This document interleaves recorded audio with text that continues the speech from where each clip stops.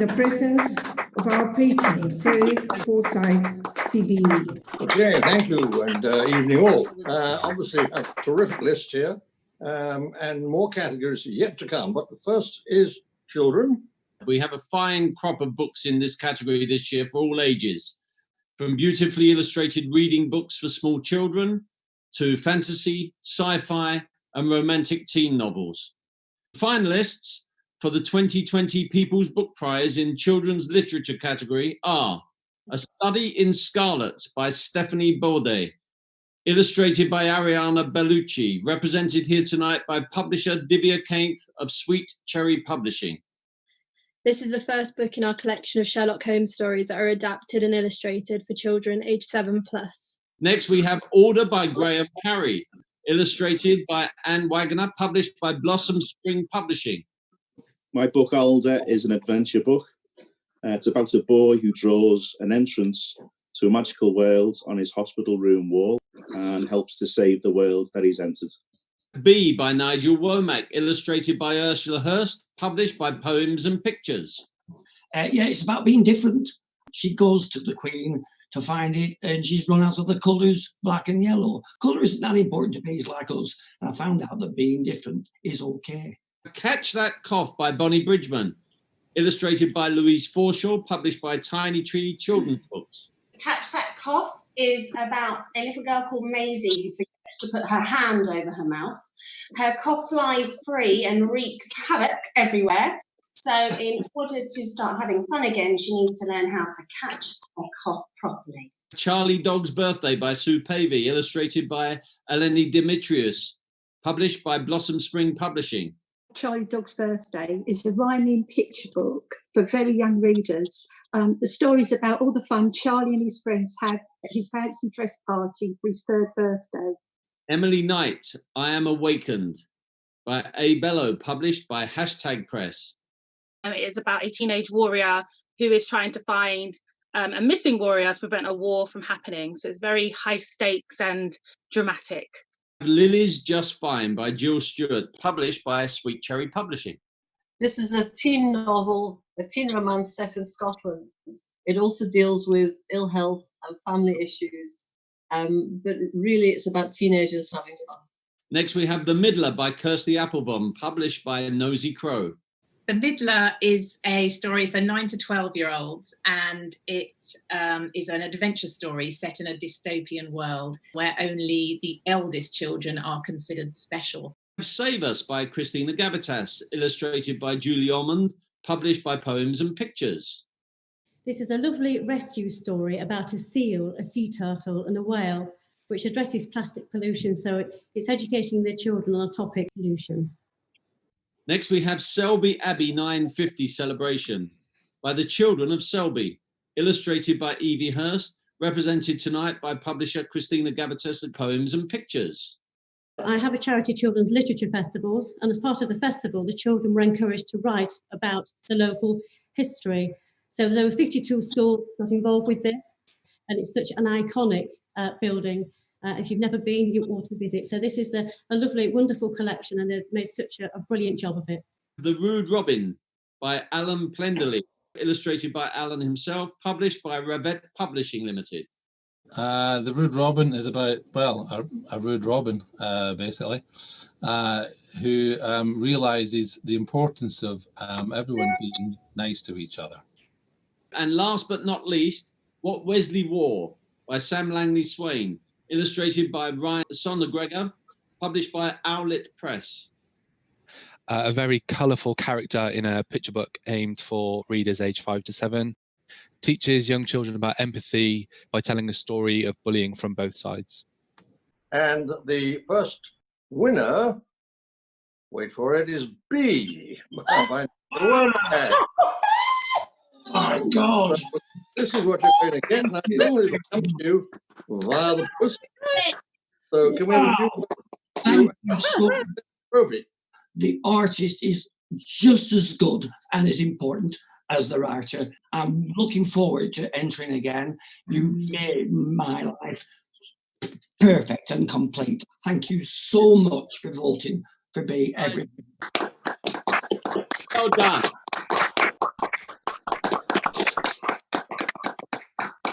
The finalists of the 2020 People's Book Prize in the non-fiction category are A Girl Behind Dark Glasses by Jessica Taylor-Bearman, published by Hashtag Press. It is a memoir about my battle with myalgic encephalomyelitis, which I had as a teenager that kept me bedbound for many years. A Kitchen Fairy Tale by Ida Maria van der Bijl Knoffel, published by Hammersmith Books. My book is a whole food, plant-based cookbook, and it contains recipes that help me reverse the symptoms of inflammatory arthritis. Next, we have A Roll of the Dice by Mona Dash, published by Linen Press. My book is essentially a memoir. It's a deeply personal story about my journey to motherhood. And it is essentially about complex genetics, spirituality, and medicine. Next, we have Gigolo by Ben Foster, published by Thistle Publishing. It's basically based on my sort of experience behind the lines with MP cabinet ministers, A-list celebrities, and the company's elite, basically, as a sports therapist. Things got a little bit hot and hectic, should we say, and this is the result of the book. How to Grow a Grown-Up by Dr. Dominique Thompson and Fabienne Vales, published by Vermilion.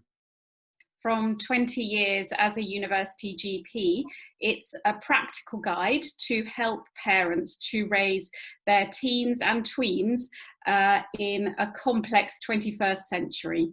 Nicosia Beyond Barriers, edited by Barrier Kamal, Maria Patrides Alevadil, and Aydin Mehmet Ali, published by Saki Books.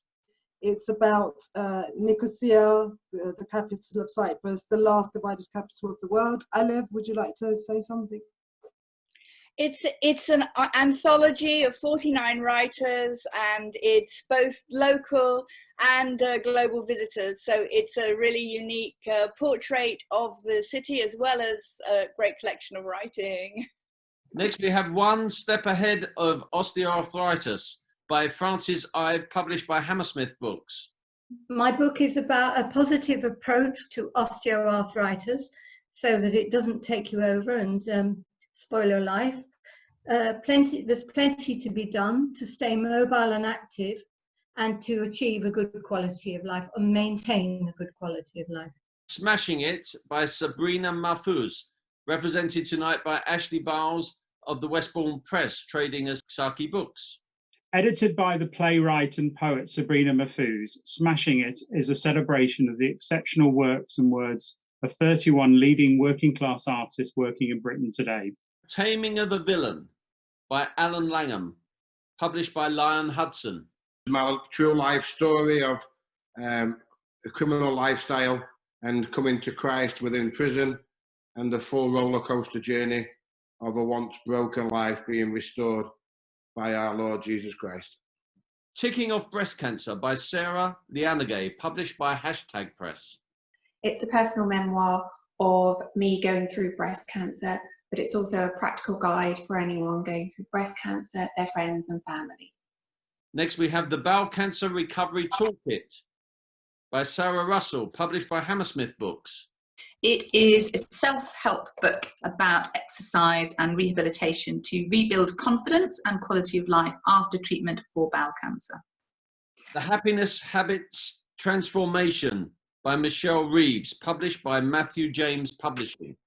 Part personal journey, part practical action plan, as I share how I rebuilt my life through a combination of 8 happiness habits and how anyone can create a simple daily routine to release themselves from negativity and dream and plan out their biggest and most exciting goals.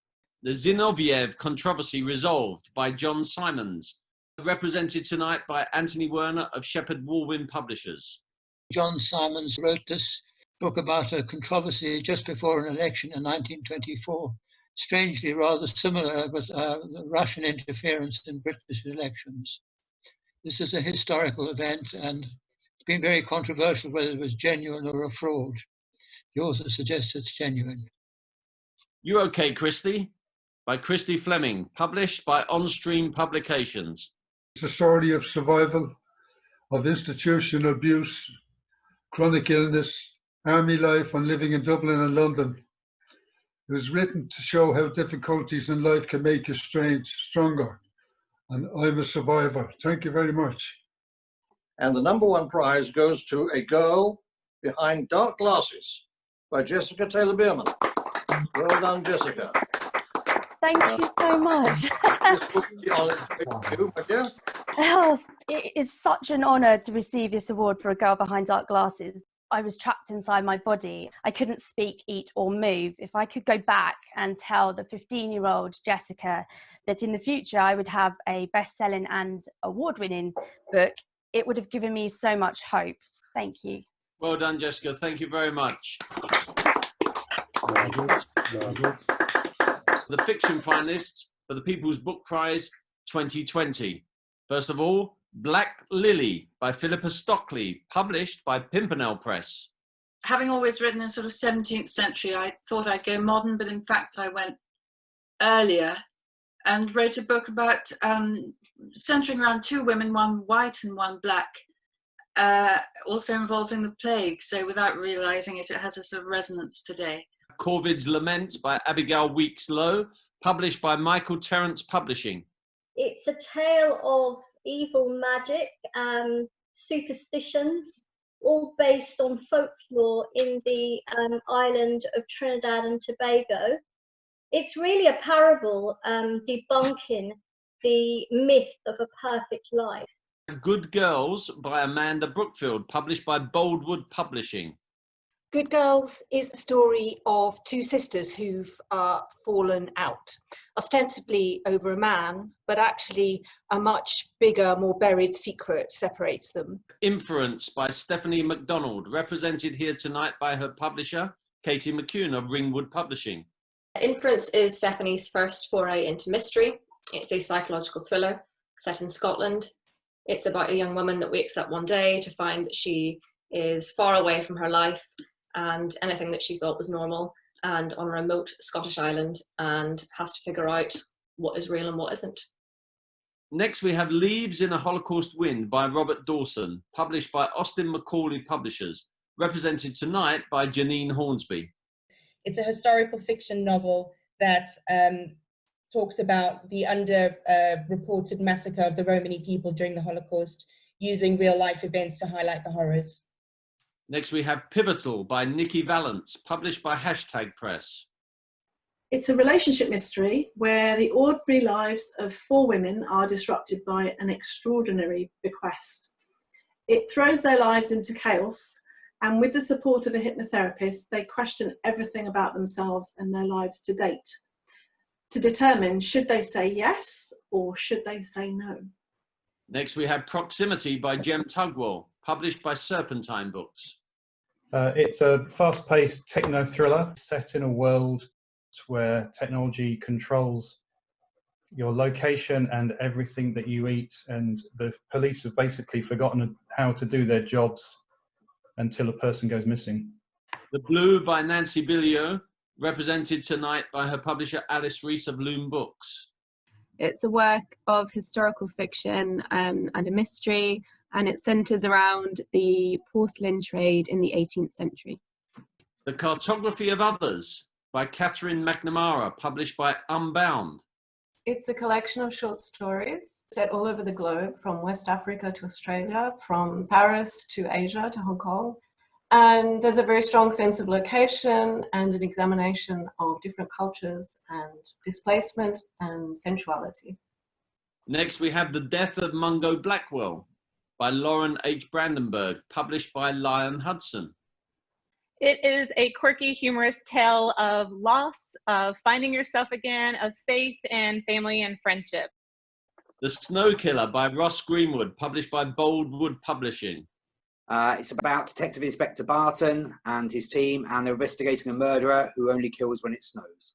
Next we have The String Games by Gal Aldwin, published by Victorina Press. It's a coming-of-age novel. The catalyst, a young boy goes missing. And so we follow the protagonist from childhood into her teenage years, and then as an adult, whereas she is able to address issues of grief and move forward with her life. The Sword of Uncreation by Darren Walker, published by Blossom Spring Publishing. It's a simple story of a weapon that was created and was so deadly that God has to hide it on earth, and then The devils have a race against the angels to find it, culminating in a big battle on Ilkley Moor. Finally, we have The Weighing of the Heart by Paul Tudor Owen, published by Obliterati Press. It's about a young Englishman in New York, and he ends up moving in as a lodger with a couple of rich older ladies. They have a priceless ancient Egyptian artwork on the wall of their apartment, and he steals the artwork. I know how much luck you need, and I wish it to every one of you. The one this evening who has it, however, is the man who wrote The Weighing of the Heart, and that is Paul Tudor Owen. Paul, well done. You. Thank you so much. I'm absolutely blown away. It really means a lot to me to have won this. I think when you are trying to start out as an author and you have a small publisher, it's very hard to get publicity. It's very hard to get traction for your book. And it's really, really important that awards like this are able to pull writers up and publicize what they're doing. And I hope it's done that for all of us who are here tonight.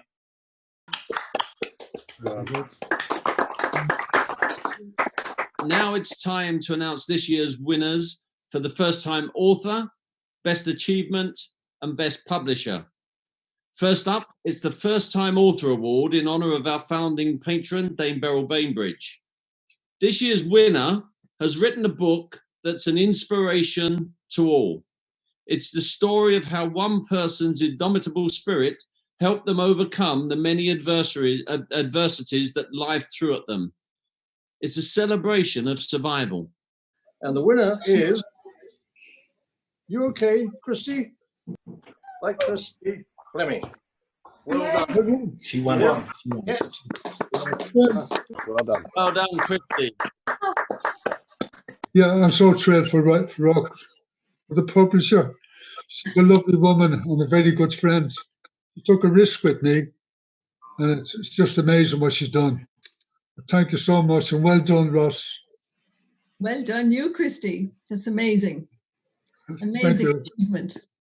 Thank you very much, Christy and his publisher. Next up, we have the 2020 People's Book Prize for Best Achievement. This award is given every year to an author whose book advances the human condition, benefiting their community or the world at large in some way. This year's winner has not only told a fantastical story that can give strength to children suffering the trauma of being in hospital, but a percentage of every sale of the book is being donated to the NHS. The winner of this extraordinary award is Alder. Yes. Alder. Well done, Graham. Thank you very much. Very proud. I'd like to thank Claire at Blossom Spring Publishing. I'd like to thank Anne, who did the illustrations. And most of all, I'd like to thank everyone who voted and has bought the book. Very, very proud. Thanks very much. Contribution goes to Alder Hay. The next return to Alder is out in October. Thank you very much. It's wonderful. Well done, Graham. The 2020 People's Book Prize for Best Publisher. This year's winner is a company that prides itself on publishing great authors who write fantastic books. But their aim is to give a voice to those who need it, to help underrepresented authors in order to accomplish more diversity and inclusion. This dynamic female-led publishing house printed its first book in May 2017, only 3 years ago. This year, 4 of their authors are among the finalists in the People's Book Prize.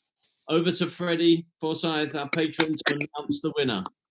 Just to say a quick word that we all need publishers. We are nothing without them. We need your support. We're grateful for it. You're the people who actually pluck us from nowhere and put us on the map, if at all. And this time, the best publisher is #Press. And here it is. And I'm going to say a few words. Cheers. So exciting! We're so excited about this. We obviously, as you heard, we only started 3 years ago, but we have published more than 20 books from underrepresented writers and our mission is to get as many fantastic books out there as possible. We're proud of every author who's been as finalists. We've had amazing luck, and we're so grateful. So thank you to Tatiana and to everybody. Thank you, Helen. The People's Book Prize. A privilege to have Frederick Forsyth, CBE, as our patron. Freddie is a giant of English literature, a great talent. When you have one of his books, you know you're going to have fun. He is an inspiration to writers. His books are sold and read by millions, and many have been made into fascinating films. Even his autobiography reads like a thriller. In this his 10th year of tenure, it is my pleasure to present to Frederick Forsyth CBE, with our grateful thanks, the People's Book Prize Patron Emeritus Award. Thank you.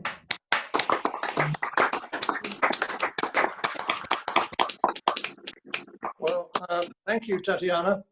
It's been a pleasure.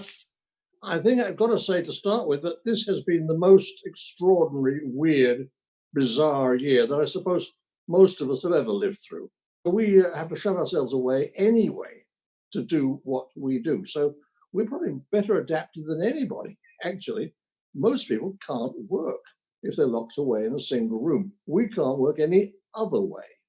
So for us, life goes on, the career goes on, writing will go on, little affected by what is devastating the rest of the country. So I would say, cheer up. For those who got a prize tonight, well done. For those who didn't, never mind. There'll be another year, next year, and we will next year almost certainly be meeting all spruced up. And I'm going to be 82 next month. It really is time for someone with more drive, more vigor, more youth, for God's sake, to take over from me and run this this extraordinary competition as well or better. So to you all, thank you and good night. Sleep tight.